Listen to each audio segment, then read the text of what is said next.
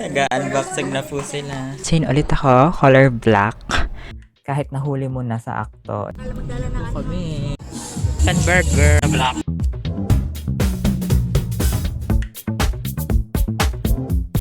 1 month.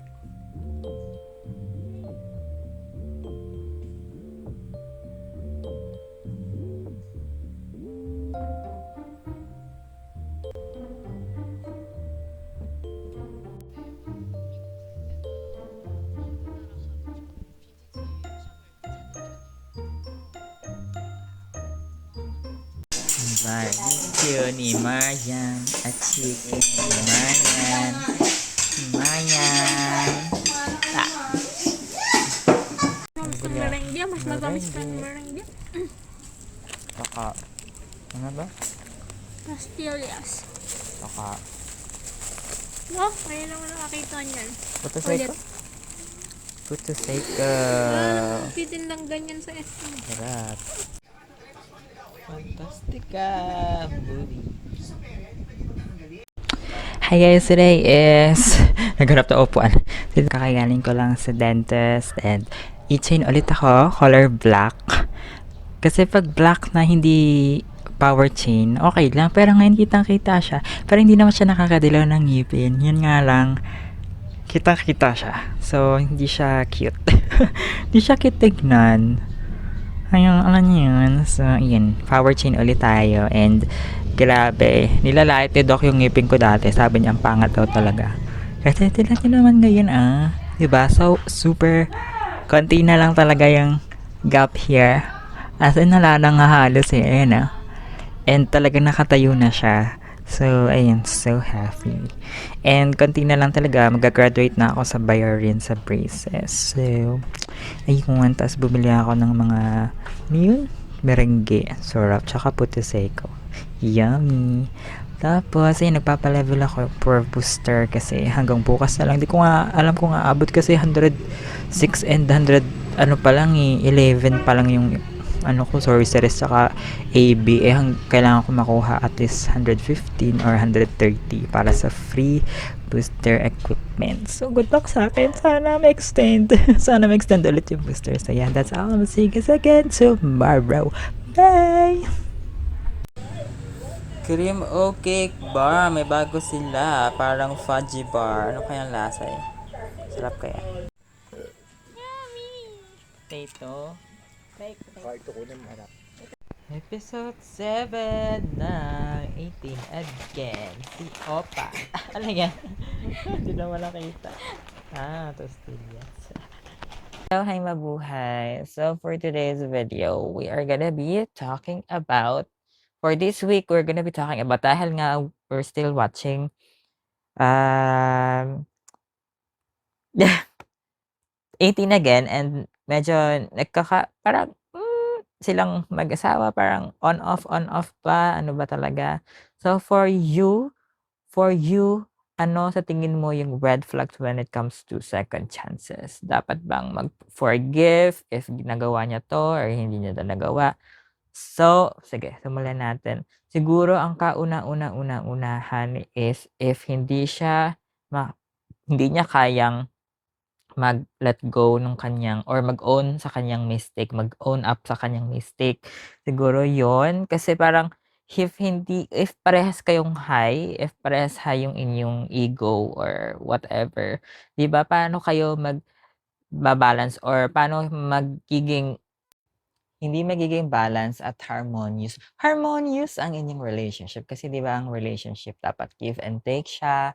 So if parehas kayong high, 'di ba? Walang mananalo, parehas parehas kasing alam mo 'yun, walang matatalo, walang mananalo, parehas lang kayong alam mo 'yun, gano'n. So dapat balance kasi 'di ba ang relationship ay give and take and dapat talaga may isang iintindi, may isang magpapakumbaba, dapat minsan din balance, parehas kayo. So, pero 'pag 'yun nga, 'pag parehas masyadong high yung emotions is walang mangyayari. So 'yun, dapat balance and of course dapat intindihan ng isa't isa. Hindi puwedeng ikaw lamang palagi ang magbibigay or ikaw lang palagi ang magre-receive, magre-reciprocate ng love. dapat talaga is balance. And if may mga ganun tao na hindi marunong mag-balance sa sarili lang iniisip, very self-centered, iwanan nyo na yung mga ganyang klaseng tao kasi walang pag-asa yan sa buhay. Alam mo yun?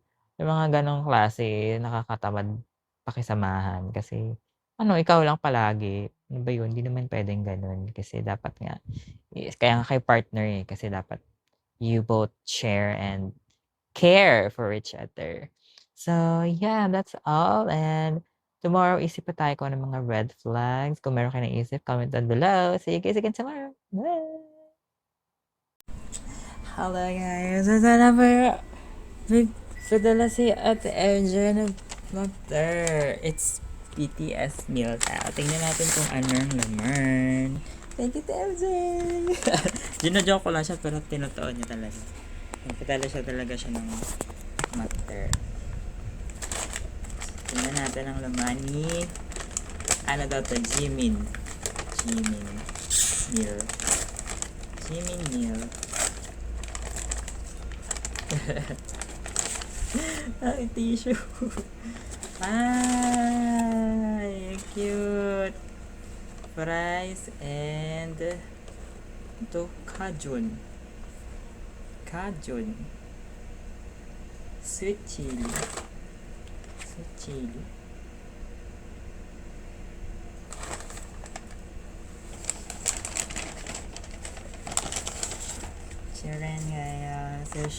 Chicken guys. Chicken nuggets. Yan po. May number 10. Siguro kasi number 10 si Jimin Shi. Yan. So, ayan po si Jimin meal. And, milk. Correct. So, ayan. Thank you ulit, LJ. So, according to Princess Carmela, bobo. Mahal daw are kasi yung normal daw na nuggets ay 6 lang. Pero ito, mayroong 1, 2, 3, 4, 5, 6, 7, 8. I think 8 pieces. 10 pieces po pala. Akala ko number 10 na si Jimmy. Hindi pala. 10 pieces pala. 10 pieces po siya. So, Nakalagay sa taas kaya. Ayan, kaya medyo expensive talaga siya. So, ayan po. So, kain na tayo. Thank you, Tita FJ. Cheetos, episode 10 na kami ng 18 again. Late na naman sila. Sobrang tagal na. Pero meron din talagang may Babangga. Boom. Boom. Tayo. Hello, hi mabuhay. So, ano pa yung mga red flags na for you is not forgivable? So, for me, I think if palagi siya naglalay, if meron kang karelasyon na talagang kahit nahuli mo na sa akto and hindi pa rin niya, tinatanggi pa rin niya, talagang sinasabi niya mga kasinungalingan niya sa buhay. Ay girl, wag mo na yan pagbigyan at talagang hiwalayan mo na dahil yung mga ganyang klaseng tao ay madaming hindi siya mapagkakatiwalaan. Kasi pag palagi siya naglalay at hindi talaga siya nagsasabi ng totoo, girl, sobrang ano ba? Huwag ka na magpaloko diyan. Lolokohin at lolokohin ka ng paulit-ulit ka lang ng lolokohin kahit na sinasabi niya na yun ang totoo pero nahuli mo na 'di ba sa akto. So, bakit ka pa maniniwala, girl? Hiwalayan mo na yan. It's a very, very red flag for me.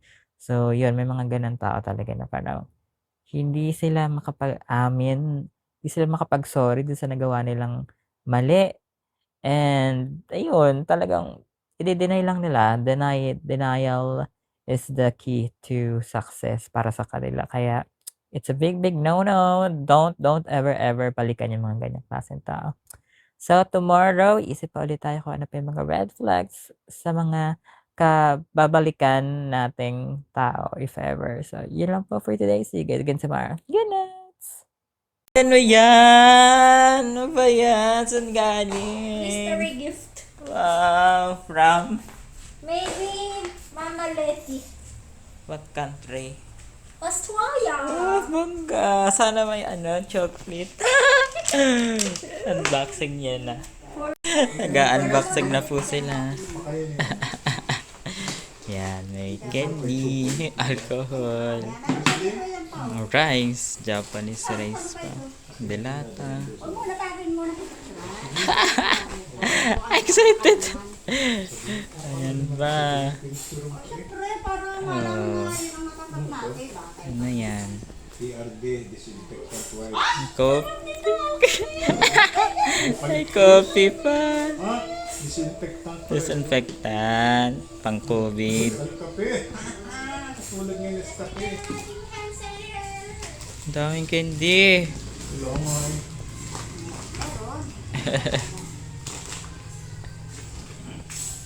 Wow! Chocolate! Sarap.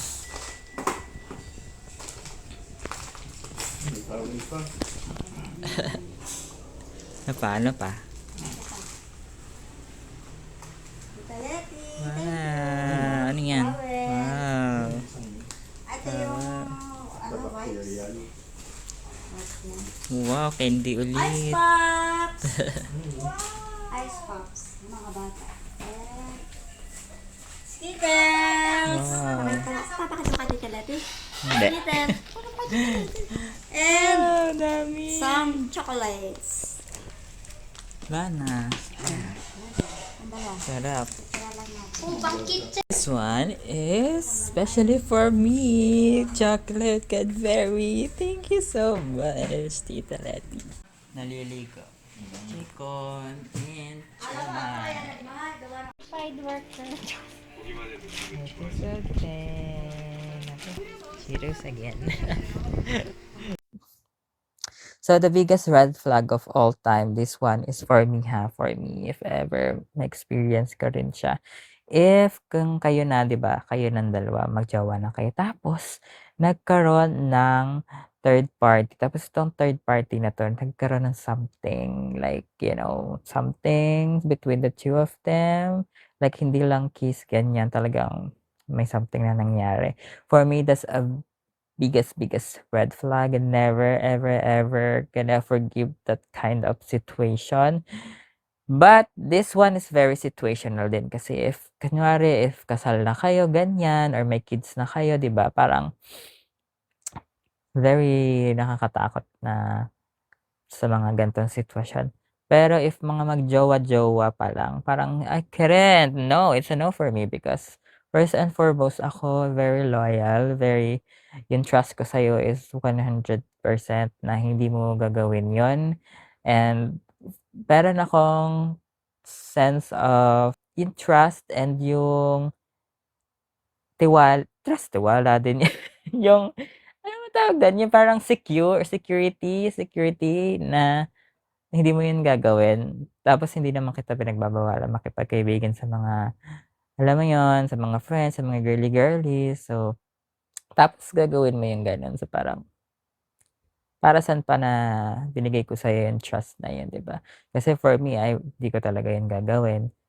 Tapos, kung gagawin mo yun, edi, hindi tayo align kasi hindi tayo parehas ng nasa isip. So, yeah, it's a red flag. And of course, I couldn't, like, parang, hindi siya talaga kapatawad-tawad sa akin. Like, ew, never. So, for me, that's the number one biggest red flag. So, kung meron magkaroon ng something between the two of you, dun sa third party, kung magkaroon ng something na hindi na something. So, yun. So, yun lang naman for today. And yeah, that's my red flags sa mga forgiveness and second chances. Kaya ba, baka meron ako mga nabanggit na hindi ko, or hindi kayo sang-ayon, or mayroon akong hindi nabanggit sa mga red flags na sa inyo is parang red flags. So, comment down below para mabasa natin yan. So, that's all. See you guys again tomorrow. Bye! Hello po. Pupunta po kami sa Paseo Tayabas. Sige guys. There. Yan yung yung dagat. Ano yun? Alam magdala ng Kami. Magdala sila ng ha. Face mask. Dito na po kami. Paseo. Ano kayong makakain dito?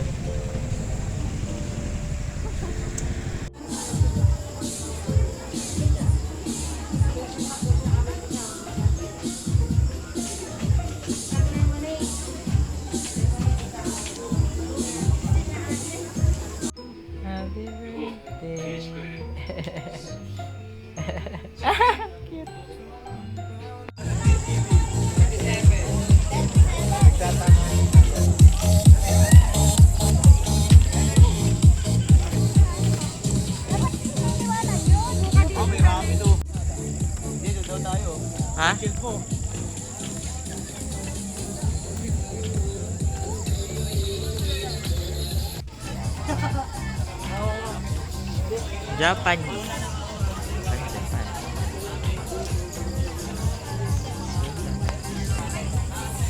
Shawarma.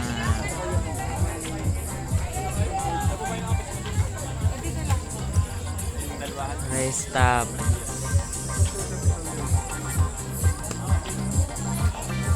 Food. Samgyup. Wow. Ito. Fruit shake.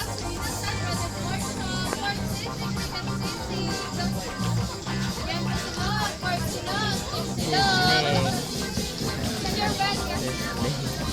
Video pa.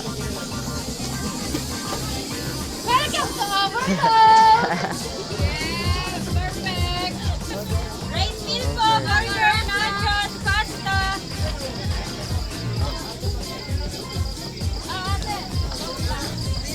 How?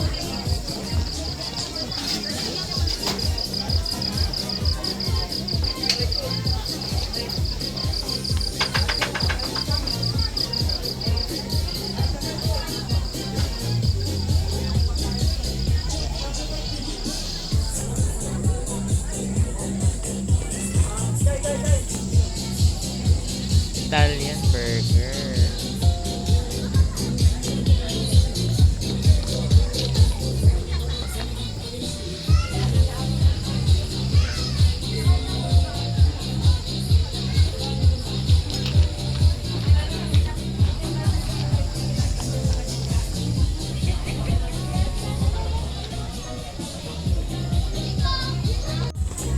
Meron ding taas.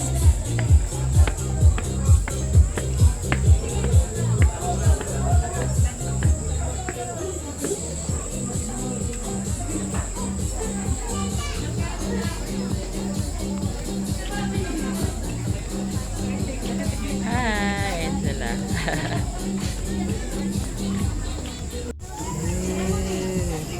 Wow, Japan, Japan. Gusto ko sa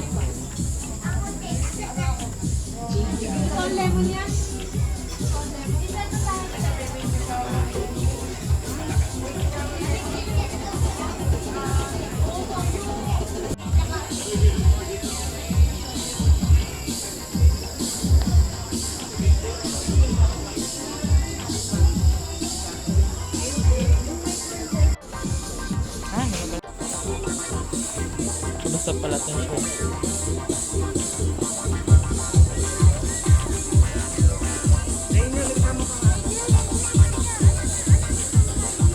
Parang gusto ko yung sa taas. Ano yung sa taas? Ayun. Wow. Eh, sharp naman. Cheesy. Ito ano to? Cheesy. Cute, may flag pa. Oo nga. Orderin yun sa ano? Sa Dadbad, yung may Yakult na ano nila. Drinks nila. Sarap dito. Di wow. Ito sa akin, burger na black. Ah, Burger, black burger. carbonara. Sa po kami magkain, uwi na kami.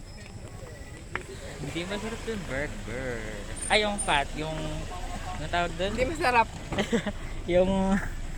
yung tinapay, pero yung ano, may papay na apple. Abado si Audrey. Ay! Ba't ka na ng pagkain mo? Ang sarap-sarap. See you mga yan. Bye-bye. Kaseyo. Takot daw ni ate. Kaseyo, kaseyo. Goodbye. Bye. Tingnan din natin, daddy. Episode 12, 18 again. For surprise si Koya, birthday niya. Hello, hi mabuhay. How are you guys? So, grabe. First time namin lumabas ng bayan, out of town, and kumain sa labas. And sana wala ng COVID kasi masaya, nakakamiss gumala, nakakamiss lumabas at makakita ng ibang tao. And nakakamiss kumain with your family, 'di ba? And to enjoy yung nature kasi nasa ano lang siya eh, nasa park, parang malaking parking lot siya tapos magkakadikit ng mga food store, gano'n. So, ayun, sana okay naman kami, wala naman hindi kami nakakuha ng COVID, ganyan. So, grabe, it's over. The month of July is ending and it's already August na bukas. Grabe, napakabilis ng panahon. Ano naman kaya mangyayari for the month of August? And yeah, I'm just really excited and I'm just really looking forward for more vlogs, of course, and more um, experiences in life kahit na nasa bahay tayo. Ano pa kaya yung mga pwede nating ma-experience? And yeah, I just hoping for good health, no more COVID, please. And yeah, see you guys again tomorrow. Good night. Smile. Smile. Happy birthday.